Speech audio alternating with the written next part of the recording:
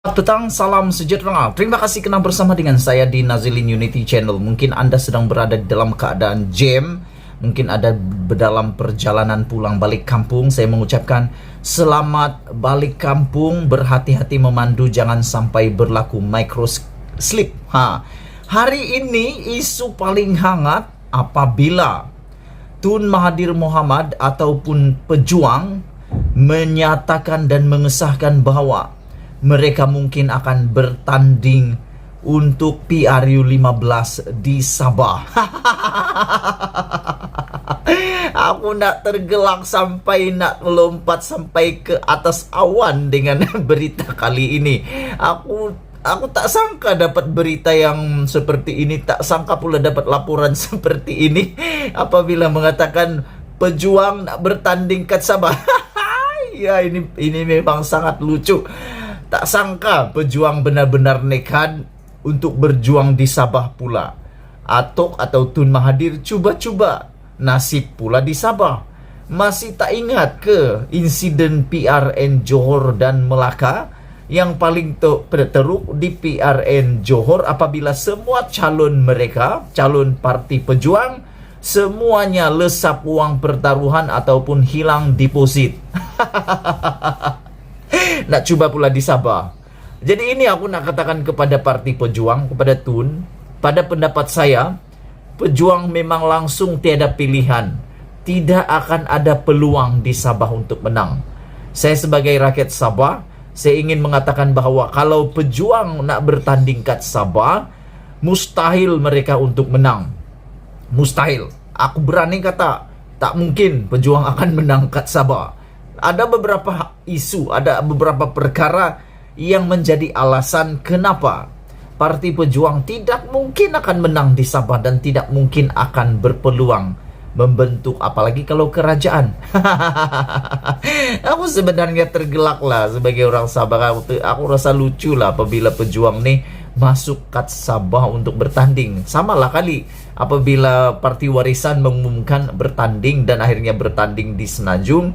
Mungkin orang Semenanjung juga gelak.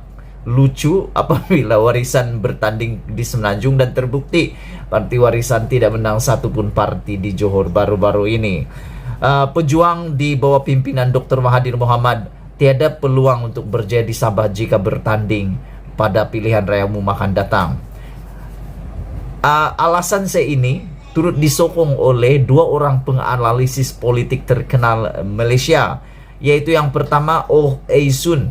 Beliau mengatakan bahawa parti berasaskan kaum tiada tarikan di Sabah kerana kebanyakan rakyatnya mempunyai keluarga dan pelbagai latar belakang etnik dan kepercayaan agama. Ini saya setuju dan kami sependapat. Saya di Sabah saya dapat melihat dan mengalaminya sendiri. Di Sabah ni uniknya adalah dalam satu rumah ada muncul, boleh ada. Kalau kamu orang Semenanjung, Tanah Melayu, Tanah Melaya atau di Melaya, mungkin kamu tak pernah datang dan kamu tak tahu. Jadi aku nak bagi tahu kamu semua, kalau di Sabah dalam sebuah rumah boleh sahaja wujud beberapa agama dan juga beberapa bangsa dalam satu bumbung satu rumah. Sebagai contoh, dalam satu rumah akan ada bangsa Dusun, Rungus, Suluk, Bajau, Tembono. Dalam satu rumah. Dalam satu rumah juga boleh berlaku ada agama berbeza, Kristian, Islam, Buddhis atau Buddha. Bagaimana itu berlaku? Kerana di Sabah ramai yang bapaknya beragama Kristian, anaknya kawin dengan orang Islam, anak satu lagi kawin dengan Buddhis, dan bangsa mereka pula berbeza-beza. Jadi ini menyebabkan kepelbagaian di dalam latar sosio budaya politik di Malaysia, di Sabah. Jadi betul lah yang dikatakan oleh Oi Ei Sun ini, sukar parti politik yang berasaskan kaum untuk menang kalau di Sabah. Tapi ada pengecualiannya. Ini boleh dapat diatasi dengan syarat. Mungkin boleh berlaku apabila kedudukan ini boleh berubah sekiranya ada pengagihan sumber, maka itu dapat menolak parti berasaskan kaum. Katanya, kata Oi juga, ramai rakyat Sabah masih menyalahkan Mahathir. Ini adalah sebab kedua mengapa Mahathir pasti ditolak di Sabah kalau dia bertanding, kalau pejuang bertanding di Sabah. Kenapa? Kerana ramai rakyat Sabah masih menyalahkan Mahathir berhubung projek IC. Orang Sabah pasti sinonim dengan projek IC ini, termasuk saya. Kami selalu bercakap, berbincang, memberi pendapat, berhujah, macam-macam sehingga timbul isu untuk memperkenalkan IC Sabah.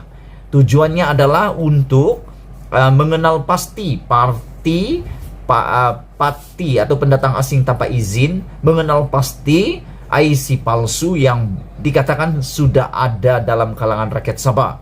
Dan ramai rakyat Sabah yang masih menyalahkan Mahathir berhubung projek IC ini. Istilah yang sering digunakan bagi dakwaan pemberian kerakyatan secara sistematik kepada pendatang dengan memberi mereka kad pengenalan pada sekitar tahun 1990-an. Ramai rakyat Sabah menyalahkan Mahathir kerana mencetuskan projek IC yang mereka fikir membawa masuk pendatang yang kadang-kadang mempunyai dokumen. Beliau berpendapat sebaliknya, berpendapat ini diamalkan bertahun-tahun sebelum projek IC lagi. Pada Selasa, Presiden Pejuang Mukris Mahathir berkata, parti itu berhasrat bertanding di Sabah. Pada PRU 15, setiap kali aku baca tajuk ini, aku macam nak tergelak sajalah. Sebab pejuang dah kala teruk di PRN Johor, tidak ada satu pun yang dapat semula wang deposit, tapi berhasrat pula bertanding di Sabah. Sehingga kemarin Bung Mukhtar mengatakan ini satu perkara yang lucu, lawak, kerana mereka sudah lupakah dengan kekalahan teruk di PRN Johor menurut Bung Mukhtar. Namun ia masih belum memutuskan bilangan yang ditandingi oleh kata Mukris Mahathir. Cawangan negeri parti itu akan dilancarkan secara rasmi pada 22 Mei. Namun pemimpin BN Sabah Bung Mukhtar Radin juga memperkecilkan peluang pejuang. Itu yang saya cakap, Bung Mukhtar ni kan, kalau dia cakap memang tiada lapis-lapik, tiada lapik langsung. Jadi apa Bung Mukhtar cakap, tiada langsung peluang parti pejuang menang di Sabah. Tapi secara rasmi 22 Mei ada cawangan di Sabah. Tak apalah, buka saja cawangan sebanyak mungkin pun, buka saja, tidak masalah. Karena sekarang ni parti politik yang ada di Sabah pun sudah memang banyak, tapi banyak juga yang kalah teruk. Penganalisis Universiti Malaysia Sabah juga, Lee Kwek Tiong juga berkata beliau tidak melihat sebarang ruang untuk pejuang di Sabah, menyifatkan arena politik negeri itu sudah sesak dengan pelbagai parti seperti KDM diterajui bekas naib presiden warisan. Saya tidak nampak ruang untuk pejuang di Sabah, katanya. Kita lihat seramai 447 calon bertanding untuk 73 kerusi pada PRN Sabah 2020 dengan majoriti daripadanya kehilangan wang deposit. Lee berkata kewujudan projek IC boleh dipertikaikan, tetapi tiada siapa boleh menafikan peningkatan mendadak populasi Sabah pada tahun 1990-an.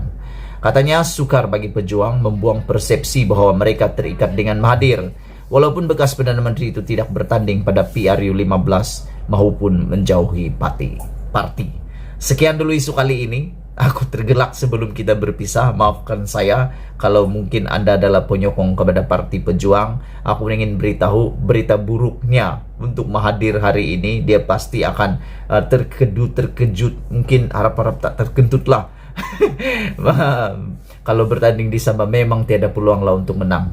Itu dulu untuk kali ini. Kita berjumpa lagi. Semoga Anda memandu dengan baik, dapat memandu dengan selamat. Jangan sampai tertidur. Bye-bye.